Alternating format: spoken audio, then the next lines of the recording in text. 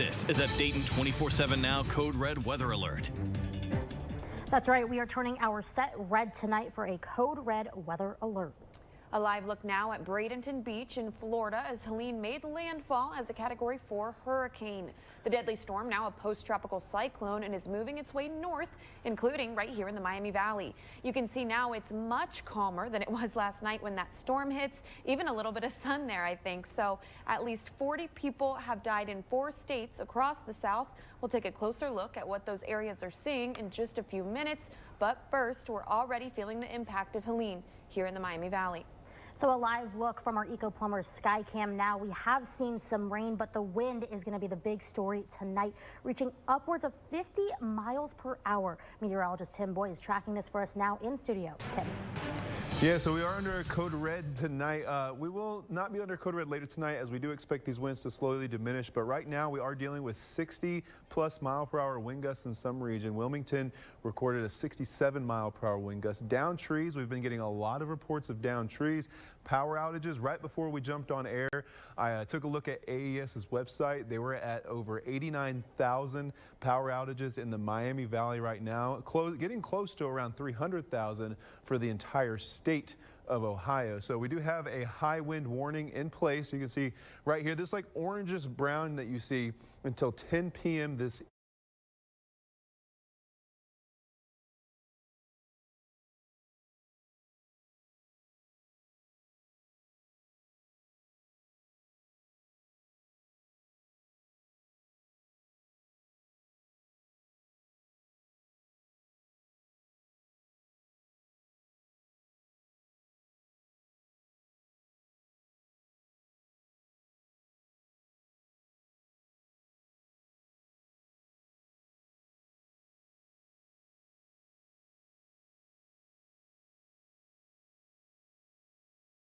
All right, Jenny, thank you. A live look now at power outages across the country. Millions of people from Florida up to West Virginia are currently without power due to Helene. Now, we spoke with AES Ohio again yesterday, who says their crews have been preparing for these strong winds, even right here in the Miami Valley.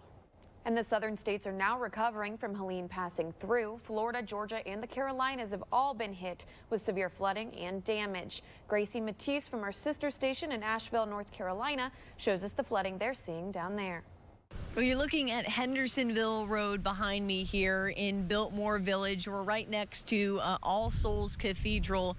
The flooding is devastating. I'm going to step out of the way so that you can see just kind of what we're talking about here. Debris as large as dumpsters, propane tanks, benches, ice coolers, tree limbs, all being carried down the floodwaters. The high water flooding businesses, rising rapidly and covering signs and cars. One man we spoke to has grown up in Asheville, and he says he's never seen anything like this. The water is so high, everything is floating. Have a couple of cars down here that's up underwater. Everything is falling down, blowed over. It's not like lightning hit the tree. They just uprooting from the root where the wind is just blowing them over. The water rising so quickly while we were speaking to Michael and his wife, it came right up to where we were standing. Asheville police helping to block the flooded roadways. They're asking people to stay off the roads. Well, it's still unclear how long it'll take for these floodwaters to recede, and then even longer than that, how these businesses will be impacted because of this flood. Now, we want to see your photos and videos, but only if they are safe for you to take. If you have something to share, grab your phone and scan this QR code. It will take you right to our Chime In page, and you can upload your photos or videos directly to us. You might even see them right here on Dayton 24/7 Now News. And as the severe weather continues, you can get alerts sent right to your phone. Just download our Dayton 24/7 Now app. It's easy to do so. If you'd like, take out your phone and scan that QR code on your screen right now. It will take you to your app store to download it for free. Tonight, we now know the name of the man charged in connection to the deadly shooting of a woman on I-75 at US 35. This man right here, Noah Corbett, has been charged with murder, felonious assault, and discharge of a firearm over a roadway. Corbett is accused of firing at least 2 shots at a car with 26-year-old Jeremiah Lyle in it. One of those shots hit and killed Lyle. Corbett is due in court on Tuesday. And we now know the name of the suspect arrested in connection to last night's shooting death in Greenville. This man behind me, 25-year-old Zachary Gilbert, is accused of shooting 34-year-old Brianne Otley. Otley died from her injuries. Now Gilbert is charged with murder, with more charges possible. Now, last week, we told you that the city of Dayton was attempting to pull back on an agreement they made with the police department that would have increased officers' pay. We have an update tonight as the city heard back from the State Employee Relations Board, who actually took the side of the Dayton Police Department. I don't know their motives. You know, for a very long time here, it seems that we have to fight for benefits. It's been the theme here for decades. That fight is between the city of Dayton and the Dayton Fraternal Order of Police as the saga surrounding paying officers continues. You may remember last week we reported that the city was pulling back from an agreement with the FOP, filing a petition with the State Employee Relations Board after the FOP says a contract has already been signed by both parties. Fighting this long to get some type of adequate compensation for people, and as soon as they feel like there's some light at the end of the tunnel and we can move on, all of this, comes to light. However, last Friday, the State Employee Relations Board, also known as SERB, responded, saying that they were dismissing the city's petition. As of Monday, the city has reached out to try to discuss the issue again.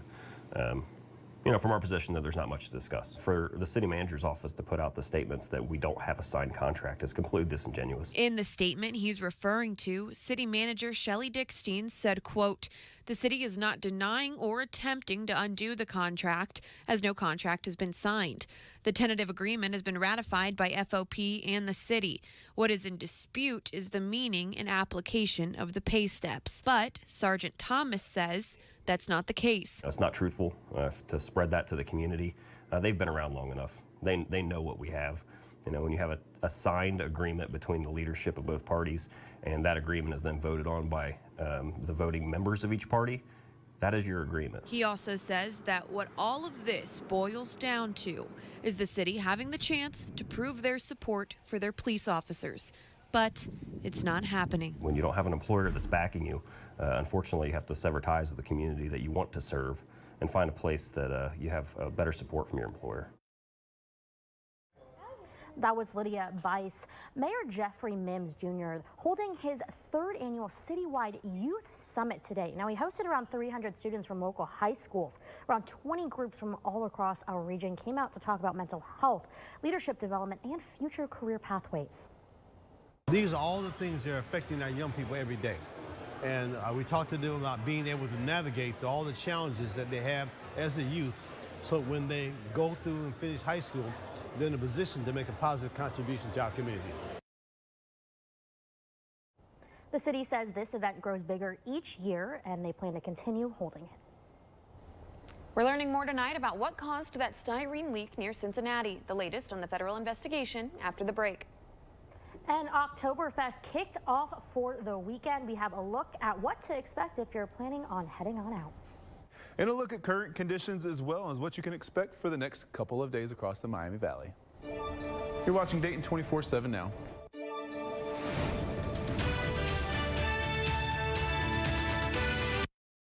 The Sports Desk is sponsored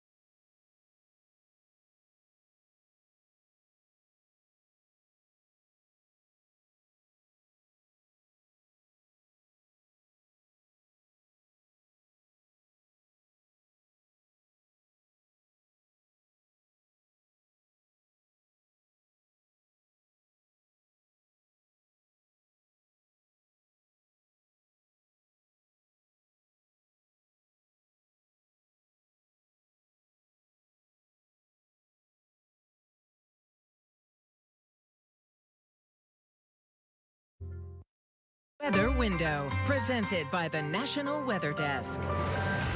While Florida's Big Bend area bore the brunt of Helene's strength and storm surge overnight, it's western North Carolina that's seeing historic flooding today. Rivers across the region have overflown their banks, leaving streets, cars, and homes underwater. Some are flowing so high, bridges could soon be compromised. Even major highways, including interstates, are closed due to flooding. For more content like this, follow the National Weather Desk on TikTok.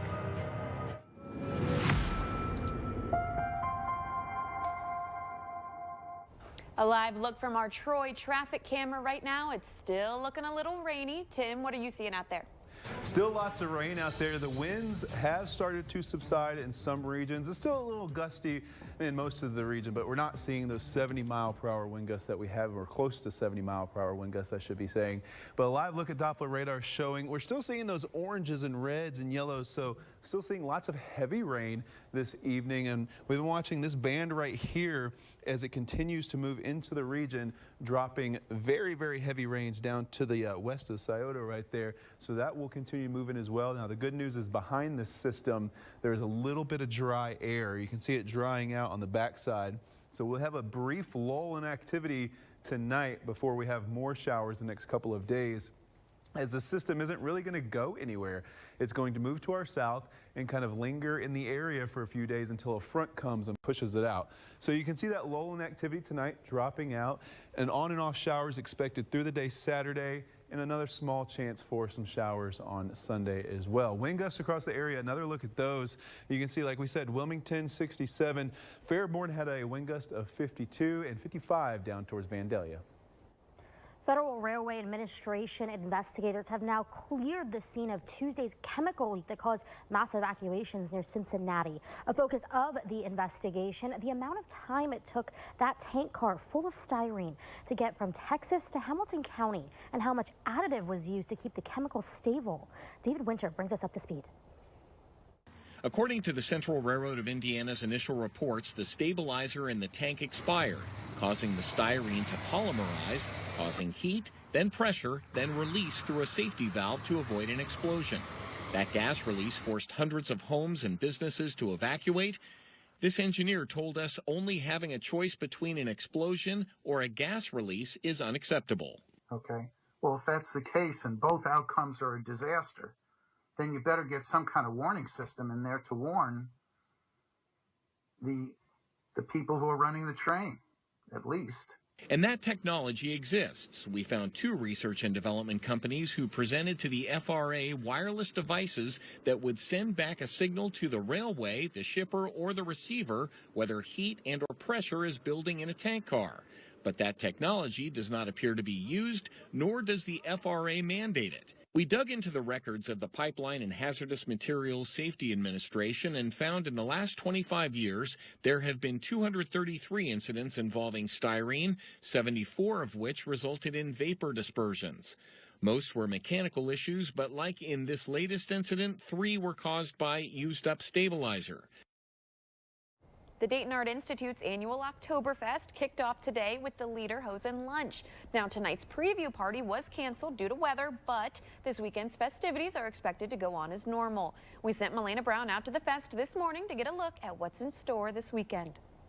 Guys, this weekend, thousands of people are going to come right here to enjoy the annual Dayton Art Institute Oktoberfest. It is going to be a ton of fun regardless of the rain. You're still going to want to come out. Right now, I am joined by 2 of the co-chairs. This is Shawnee and Steve Breitenstein. Thank you so much for joining me today. Are you guys super excited for the Dayton? We can't wait. We are not going to let the weather get this party down. Absolutely. And so when people are watching this, you know, they want to know, how can I get a ticket? How can I, you know, make sure I get on the property? What should they know? So the tickets are going to be at the gate at this point. So just come down. We have shuttles running from UD, and we have signs everywhere. Also, you can take RTA. The map is online at DaytonArtInstitute.org, so you can find all the details about how to get here online. Yeah, absolutely. And like we said, rain or shine, if there is any update and, you know, something changes, where should people find that information? So we'll have that that information on our website and also on our socials, Facebook and Instagram. Great. And Steve, we know a lot of people come out here for the beer. Give us a little bit of information about what people can enjoy in that sense. Okay, we have 5 beer trucks, a lot of good German beers, a lot of good other varieties of beer, so something for everybody. We also have some non-alcoholic beers that are selling very well, so that's available as well. So if you can't find something you like here, you're in trouble because we've got plenty. Absolutely. Looking around, there is so much to offer here. You guys do not want to miss this year's Oktoberfest. It is going to be a lot of fun. For now, I am going to send things back to you guys in studio. All right, look at Futurecast now. You can see here this very large system, post-tropical storm Helene here. Really large rain all the way down to parts of Arkansas and Missouri, but heavy rain right in our region now. As this continues to swirl in this area, I told you just a minute ago, it's really not going anywhere. You can see the center right around here continuing to bring rain into the region by 7 a.m. tomorrow throughout the afternoon. We do expect that chance for some rain, especially in the afternoon hours. You can see pulling moisture in from the southeast side there, a big band, a big shield of rain. Throughout the evening and into the early morning hours on Sunday, becoming more scattered in nature and even more scattered, more isolated as we head towards the afternoon on Sunday. Maybe even a couple of thunderstorms in that evening as well. We'll be right back. You're watching Dayton 24/7 now.